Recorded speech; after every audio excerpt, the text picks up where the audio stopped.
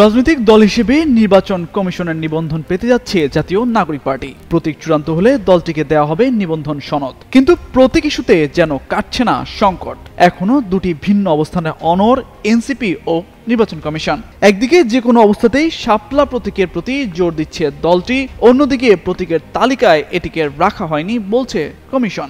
এমন অবস্থায় প্রশ্ন উঠছে, শাপলা প্রতীক নিয়ে দুই পক্ষের কেউ সিদ্ধান্ত পরিবর্তন না করলে কি থাকছে এনসিপির ভাগ্যে।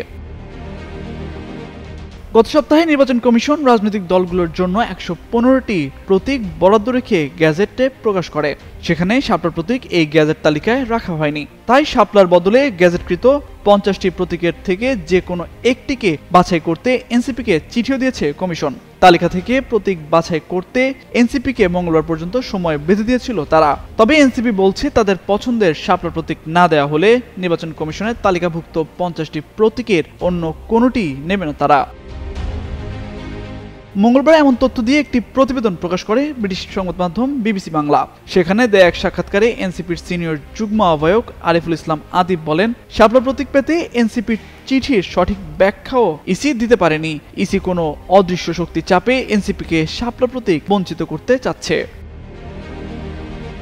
নির্বাচন কমিশনার আব্দুর রহমান আল মাসুদ জানান, রাজনৈতিক দলগুলোর জন্য নতুন প্রতীক তালিকার গ্যাজেটে যেহেতু শাপলা নেই, সে কারণে এনসিপির শাপলা প্রতীক পাওয়ার সুযোগ অনেকটাই কমে গেছে। এছাড়া এনসিপি যদি শেষ পর্যন্ত শাপলা বাদে অন্য কোনো প্রতীক না নিতে চায়, সেটি নতুন করে সংকটও তৈরি করতে পারে।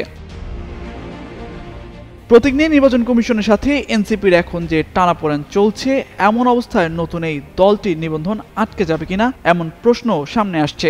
এ বিষয়ে ইসির সাবেক অতিরিক্ত সচিব জেসমিন টুলি বলেন, এনসিপি চিঠি দিয়ে যদি গ্যাজেটের ৫০টি প্রতীকের কোনোটি না নিতে চায়, তখন দলটির নিবন্ধন ঝুলে যাবে। তবে এনসিপির সাথে আলোচনার মাধ্যমেও সংকটের সমাধান সম্ভব। যদি আলোচনায়ও প্রতীক ইস্যুতে সংকটের সমাধান না হয়, তখন আদালতেও যাওয়ার সুযোগ রয়েছে এনসিপির।